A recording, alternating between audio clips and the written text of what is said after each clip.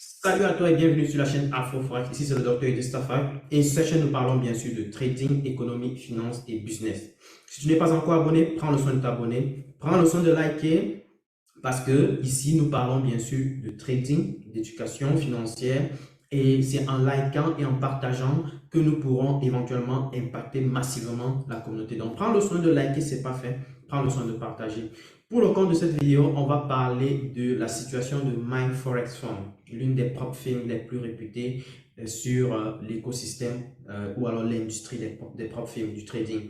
Donc, pourquoi est-ce qu'on doit parler de ça? C'est tout simplement parce qu'on a une situation qui est en train d'impacter, on va dire plus ou moins négativement ou positivement, on va dire ça entre autres, et qui va certainement reshaper ou alors restructurer en fait l'industrie des propres films avec la légalisation ou alors la régularisation qui est en train de venir en grande force, ok? Donc, il faut qu'on en parle et il faut également qu'on parle des éléments que tu dois intégrer là tout de suite comme solution pour pouvoir bien sûr perdurer dans ce domaine-ci. Vous voyez, MyForexFund est une plateforme qui existe déjà depuis quasiment 3 ans, ok, et qui a donné cette opportunité-là à plusieurs personnes de pouvoir se faire financer, de pouvoir trader, n'est-ce pas, des gros capitaux. Donc, avec le temps, elle s'est positionnée quasiment comme parmi les plus réputés, on va dire comme ça, les meilleurs prop firms parce qu'elle regroupe beaucoup plus de traders que les autres. Elle regroupe un volume de transactions beaucoup plus élevé. Elle regroupe également beaucoup de traders qui ont pu réussir et qui ont pu recevoir des comptes de trading et qui ont pu bien sûr générer beaucoup d'argent. Donc, du coup, la question qui se pose actuellement, enfin, ou alors la situation qui se présente actuellement, c'est tout simplement le fait que il y a la régularisation ou alors l'agence de régulation des commodités, n'est-ce pas, du côté des États-Unis et l'une des agences de marché financier qui a, du côté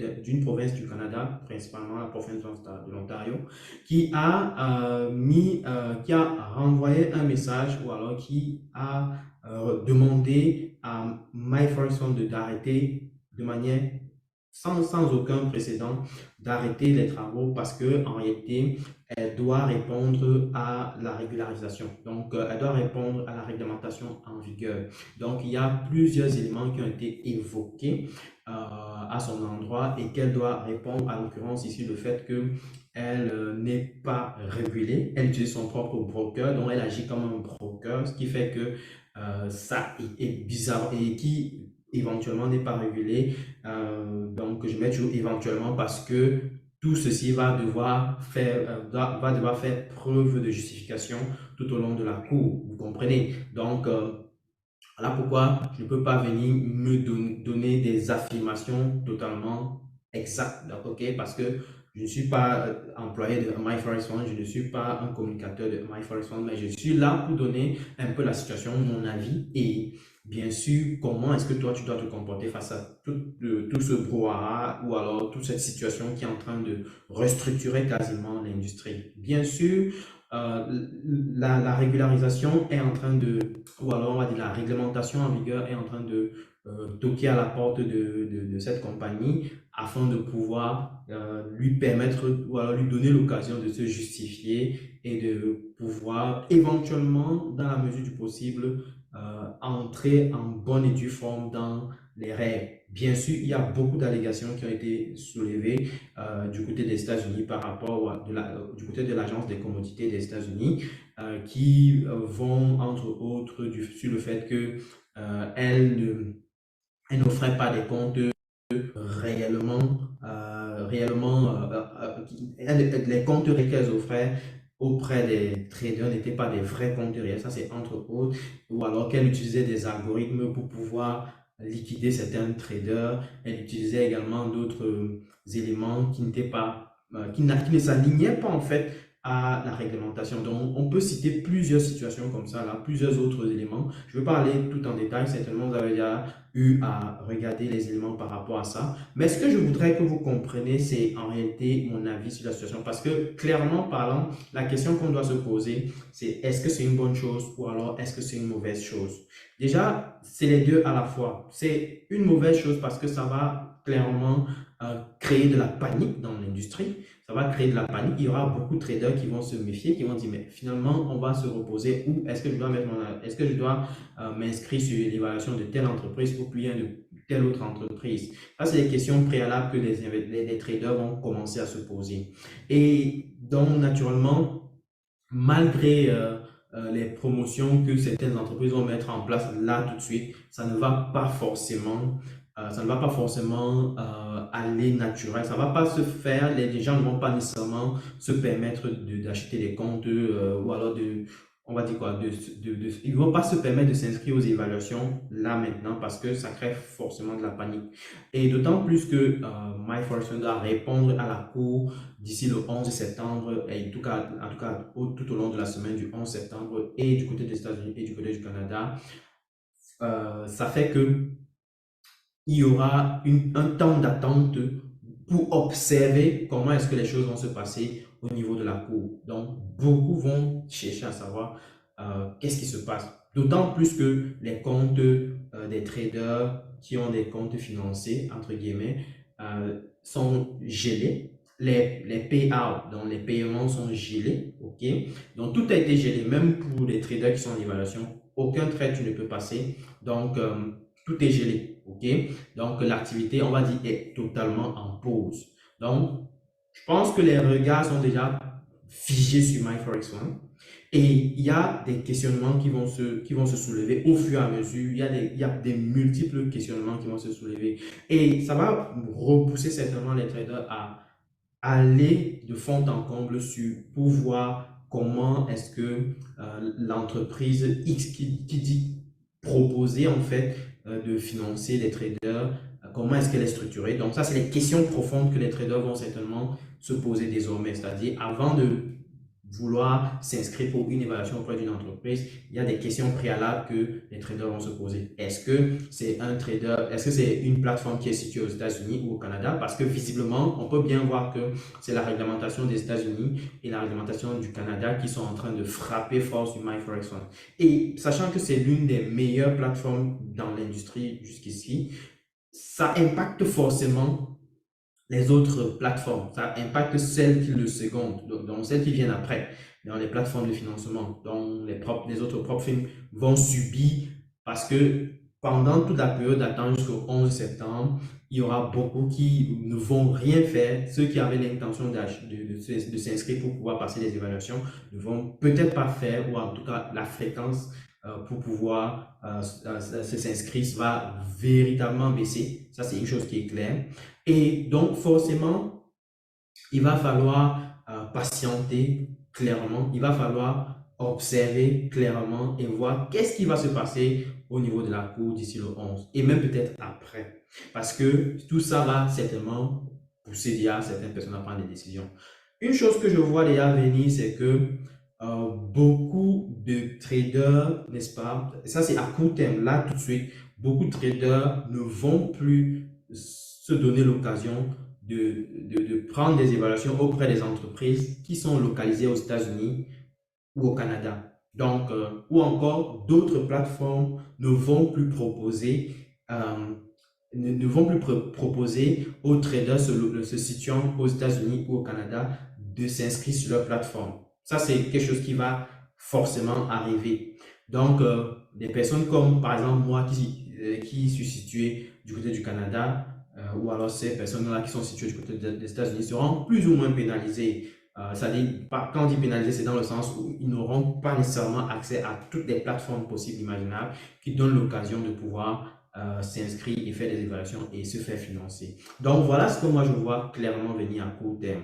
Et bien entendu, j'ai déjà cité un autre point qui est que les plateformes vont, les autres traders qui se situent partout dans le monde, que ce soit du côté du Cameroun, que ce soit du côté de la France, l'Allemagne et autres, un peu de partout, ou du côté des États-Unis, vont éviter désormais les plateformes de propre. Et c'est ce que moi, personnellement, je ferais à la place de n'importe qui. C'est-à-dire, je veux personnellement éviter de m'inscrire sur une évaluation auprès d'une entreprise qui est située, que ce soit du côté du Canada ou alors du côté des États-Unis. Mais pour que je puisse m'inscrire sur une telle plateforme qui est à risque par rapport à la réglementation qui peut frapper à tout moment parce qu'il ne faut pas oublier une chose, c'est que la réglementation sur les marchés financiers est très rigide, elle est très coriace. Donc, forcément, ça va clairement, ça frappe très fort, il faut le dire. Donc, il faut être préparé.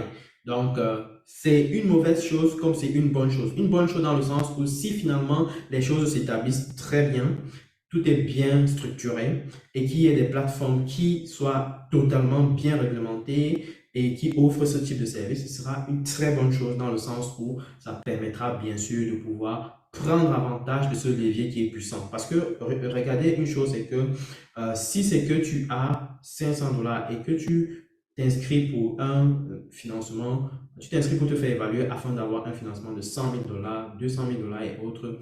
C'est un gros levier. C'est comme si tu faisais un levier du fois 20 ou du fois 40 quasiment. Donc, c'est clair que c'est très porteur. Même pour que tu sois du côté de la diaspora, que tu sois du côté de l'Afrique, c'est extrêmement porteur. Maintenant, qu'est-ce qui va se passer encore dans ce sens-là? Ce qui va se passer dans ce sens-là, c'est que une fois que la réglementation sera donc mise en place, c'est là où éventuellement ce sera une très bonne chose pour les traders de pouvoir bien sûr sauter sur l'occasion et prendre des évaluations auprès des entreprises qui seront totalement réglementées et qui vont certainement offrir des comptes réels qui sont vraiment inscrits dans le marché interbancaire et non des comptes simulés.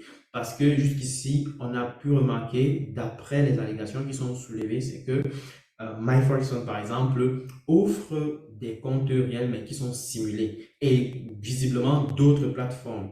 Et pour citer quelques plateformes qui ont commencé à limiter les accès au Canada, par exemple, il y a MyFundedFX qui a commencé à limiter.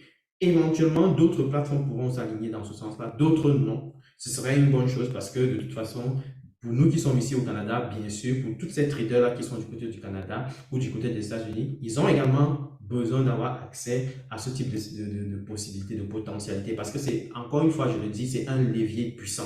Au lieu de trader peut-être un capital de 500 $, si tu peux faire une évaluation réussie et avoir un capital de 100 000 $, ça vaut le coup d'y aller. Ça vaut clairement le coup d'y aller. Donc, pour moi, c'est de bonne guerre que les choses se réglementent, donc qu'il y ait une réglementation en vigueur et qui, par la suite, va rendre les choses beaucoup plus certaines. Dans le sens où il y a pas des petits blagueurs qui vont venir, par exemple, dire que nous sommes une entreprise qui finance et finalement, on se rend compte que ce sont des arnaqueurs. Malheureusement, les choses sont arrivées telles quelles. Tout ce que je peux encore préciser, c'est que en tant que trader, tu es là pour gérer le risque. Tu es là pour pouvoir gérer toutes les situations imprévues qui pourraient arriver à tout moment. Donc, ça voudrait dire quoi? Ça voudrait dire en réalité que une chose que tu dois garder, s'il fallait prononcer un seul mot pour pouvoir te permettre d'avancer dans cet état d'esprit-là, compte tenu du contexte incertain, c'est tout simplement la diversification. Oui, la diversification. Diversifier ses comptes de trading. Donc, c'est-à-dire, au lieu d'avoir un seul compte chez une seule compagnie, non, tu dois t'arranger à ce que si tu valides par exemple une évaluation chez une entreprise, je ne sais pas, située en Europe, tu dois également valider une évaluation chez une entreprise qui est, je ne sais pas, située du côté des États-Unis ou alors du côté du Canada. Je tiens à préciser que les plus affectés de la situation, c'est en réalité même les traders qui étaient déjà associés à MyForexFund, mais beaucoup plus les traders qui vont forcément être situés soit aux États-Unis, soit au Canada. Donc, pour toi qui es par exemple du côté de l'Afrique, ou alors du côté de l'Europe, ou alors du côté de l'Asie, bien sûr, tu as encore toutes les possibilités, excepté MyForexFund. MyForexFund fait partie de l'une des entreprises. Il y en a plusieurs, comme je l'ai dit. On va dire que désormais, si tu es dans cette démarche de vouloir accéder à des gros capitaux, tu dois comprendre que tu dois éventuellement te préparer à passer des évaluations sur plusieurs plateformes différentes. OK? Donc, une fois que tu as réussi chez une des plateformes que tu préfères, OK, tu vas aller maintenant passer une autre évaluation sur une autre plateforme. Là, tu as déjà une diversification. Donc, tu as deux comptes qui seront clairement sur deux plateformes différentes. De telle sorte que s'il y a quelque chose qui se passe mal sur telle plateforme qui est située, je ne sais pas, en Europe, tu auras l'autre plateforme qui est située en Asie, qui est située, je ne sais pas, en Amérique, I don't know, mais qui sera toujours fonctionnel. C'est ça qui est l'avantage. Donc, tu ne mets pas tous tes œufs dans un même panier, ce qu'il faut comprendre. Donc, ça, c'est la démarche à garder. Et c'est une démarche que moi, j'effectue exactement. Donc, c'est ce que je pratique. Donc, c'est pas parce que on a fermé chez MyForex que je suis à plat. Non. Je continue de trader sur d'autres plateformes pour lesquelles j'ai encore accès, bien sûr, à mes comptes financiers. Donc, c'est tout simplement ça que je peux recommander et fortement, la diversification. Donc, s'il fallait résumer en un seul mot les choses ici, c'est que tu mets un plan en marche pour pouvoir diversifier. Le plus diversifié c'est, le mieux c'est. OK? Donc, ça voudrait dire que tu entres dans cette démarche-là, tu travailles dans le sens où tu as plusieurs comptes financiers. Et bien sûr, garde-toi en esprit que tu as un objectif à atteindre que tu peux fixer sur un an en termes de comptes financiers. Tu ne fais que travailler à recevoir plusieurs comptes comme ça là, de telle sorte que tu atteins ton objectif. Si ton objectif c'est d'atteindre peut-être 500 000 dollars de compte financier ou alors 100 000 dollars de compte financier à la fin de l'année, tant mieux. Vas-y, bosse du, mais éclate tes investissements ou alors tes financements sur plusieurs plateformes de telle sorte que tu t'en sors. C'est ça, c'est ça en fait le résumé qu'il faut garder. Une autre question qu'on va me poser, est-ce que finalement MyFinance va revenir ou pas? Ça, on ne peut pas savoir, mais à de fortes chances, il y a de très fortes chances que ça ne vienne pas. Donc, personnellement, c'est ce que moi je ressens.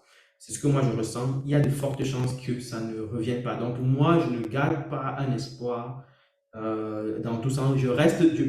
Moi, en tant que trader, je prends toujours en situation la pire des situations. Enfin, je considère toujours le pire des cas en termes de situation. Et le pire des cas en termes de situation, c'est que MyForex One n'existe plus. Et si MyForex One n'existe plus, qu'est-ce que je fais? C'est ça que c'est comme ça que je raisonne en fait. Donc, je ne me donne pas espoir pour me donner espoir. Je me donne espoir parce qu'il y a possibilité.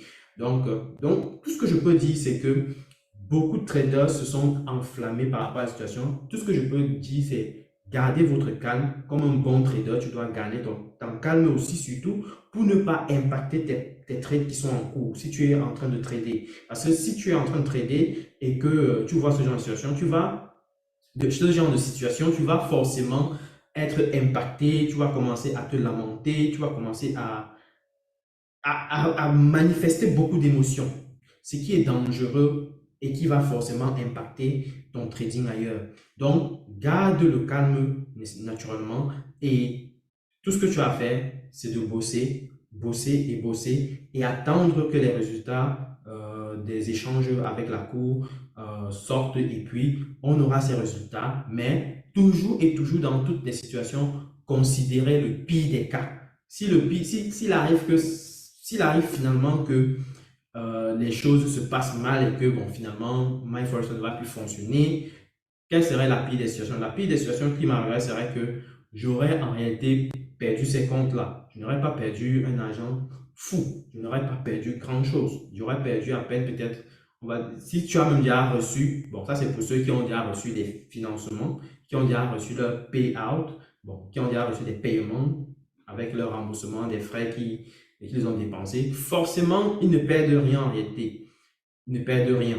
OK? Pour ceux qui n'ont jamais reçu de financement, bon, ça, c'est eux qui vont, en réalité, pour ceux qui étaient en évaluation, éventuellement, ce sont eux qui vont réellement perdre dans le sens où ils étaient en évaluation et on a gelé tous les comptes, on a gelé tous les comptes de trading.